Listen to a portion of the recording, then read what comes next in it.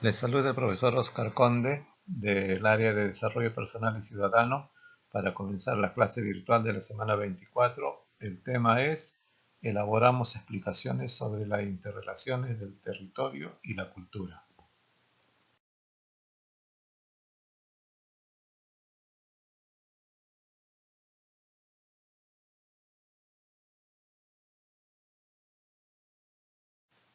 Bien, en este tema, nosotros, en el tema de la semana 24, vamos a comprender algunos aspectos importantes que ya hemos ido estudiando en clases anteriores. Es que nuestra formación como ciudadanos requiere del conocimiento de los cambios en nuestro territorio, ¿no? En nuestro territorio, y justamente aquí se van a dar una serie de conflictos que principalmente se dan debido a los cambios que se van a ir dando en la conducta, en el modo de vida. Nuestra cultura va a ir cambiando justamente debido a una serie de factores, principalmente, por ejemplo, la pandemia que nos está azotando a nuestro país y al mundo entero. Bien, pero para comprender este tema nosotros tenemos algunos términos que hemos ido aprendiendo, hemos ido comprendiendo en clases anteriores. Por eso es que aquí tenemos este dibujo para ir recordando estos términos, estas palabras que ya está bastante familiarizado con nosotros. Por ejemplo, el primero es territorio. Y en territorio, en el dibujo ponemos nosotros a nuestro territorio peruano, no solamente la parte eh, sólida, la parte terrestre, sino también la parte de nuestro mar y nuestro espacio aéreo, ¿no?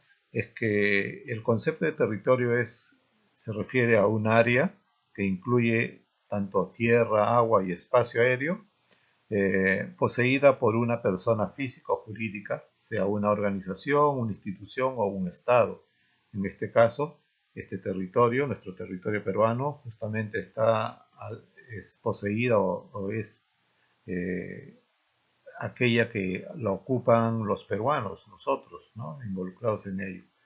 Ahora, ¿qué es distrito? Ahí vemos en el dibujo San Martín de Porres, ¿no? Y es el distrito en el que se encuentra nuestro Seba José Granda. Y en este caso, ¿a qué se le llama distrito? Nos dice una entidad administrativa compuesta por un territorio claramente definido y su población y en referencia comúnmente a una ciudad, pueblo, aldea o un pequeño grupo de ellos, ¿no? En sí, pues en este caso, por ejemplo, San Martín de Porres, como le dije, es un distrito en el cual se encuentra nuestro SEBA. Y en este caso, esta entidad administrativa está compuesta pues por una extensión territorial, ¿no? Y una población que la habita. Y ahí nosotros tenemos pues ya el segundo término. El tercer término es comunidad. Comunidad son un grupo de personas que tienen algo en común, ¿no? Que viven en un lugar determinado. Ahí en el dibujo vemos una cantidad de personas que están interrelacionadas.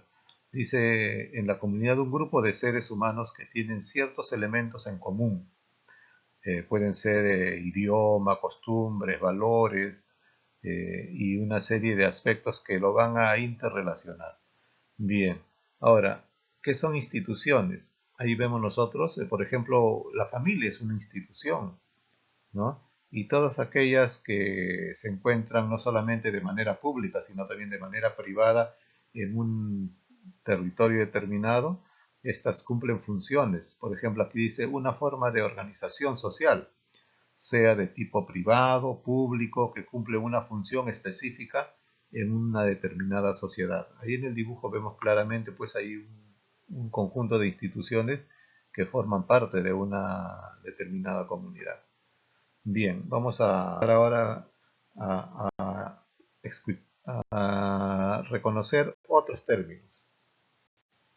Bien, aquí tenemos otros cuatro términos más, que si bien todos los términos que estamos mencionando están relacionados principalmente al territorio y a la cultura, ¿no? Dice, por ejemplo, en esta primera, diversidad cultural. Cuando hablamos de diversidad cultural, quiere decir que son integrantes de un espacio geográfico, pero tienen diversas culturas, es decir, su origen es diverso.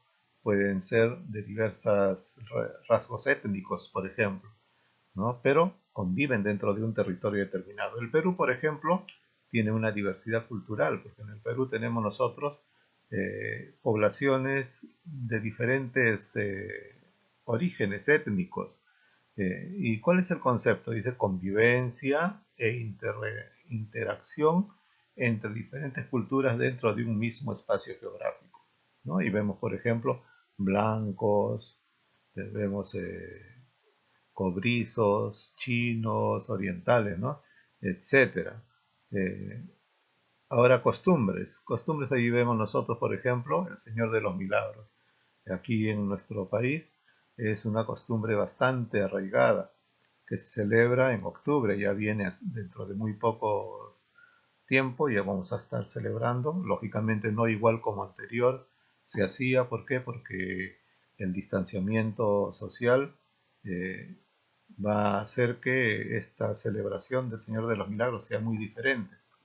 Pero, pero es una costumbre que se da pues, en nuestra sociedad. Dice, una costumbre son formas de comportamiento particular que asume toda una comunidad que se van a transmitir de una generación a otra, es decir, que no es de un día para otro, sino esto se ha ido dando a través del tiempo, de generación en generación, ¿no? Como parte de una herencia cultural. Luego seguimos con tradición. Una tradición, por ejemplo, en la corrida de toro, vemos ahí. En sí, la tradición son valores, creencias, costumbres y formas de expresión artística característicos de una comunidad. En este caso, por ejemplo, la corrida de toros es una tradición que se da en una comunidad determinada.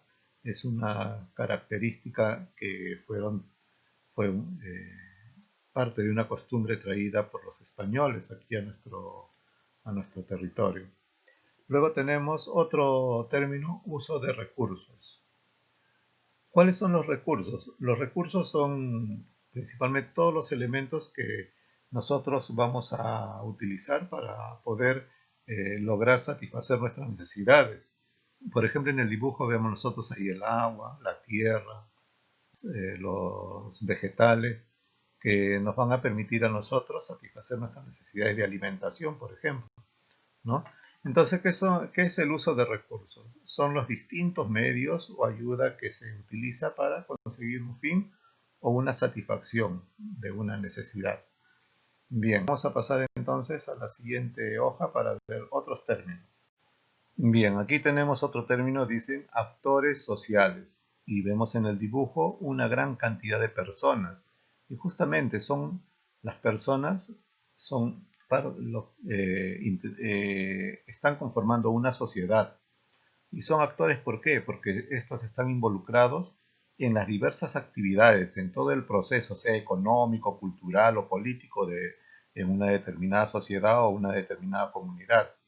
En este caso, por ejemplo, ahí colocamos como concepto sujetos activos que inciden en diversos procesos económicos, culturales o políticos de la comunidad en la que intervienen, ¿no? Estos son fundamentales, ¿por qué? Porque con el desarrollo, la actividad, la prosperidad de estas eh, van a permitir también el desarrollo de un país. Ahora, convivencia. En este caso vemos un grupo de personas que están unidos, ¿no? Unidos, interrelacionados. Entonces, justamente, es el compartir constante con otras personas diferentes, diferente a ti todos los días. Es decir, es el hecho de convivir en compañía con otros individuos, ¿no? Y nosotros sabemos que el hombre, el ser humano es un ente social por naturaleza, no puede vivir aislado y por ello es que estos van a tener una convivencia entre sus semejantes, ¿no? Y van a compartir no solamente momentos agradables, sino también momentos desagradables, como lo estamos pasando ahora, producto de esta epidemia que nos está azotando. Pero convivimos para poder organizarnos y lograr salir de esta amenaza a nuestra salud. Luego, conflicto ambiental. Primero, ¿Qué es conflicto? El conflicto viene a ser cuando dos personas van a encontrar cierta discrepancia, ¿no? Donde las ideas entran en confrontación y va a protagonizarse una serie de enfrentamientos. Eh, Eso es conflicto en sí, pero cuando hablamos de conflicto ambiental, ¿a qué se refiere?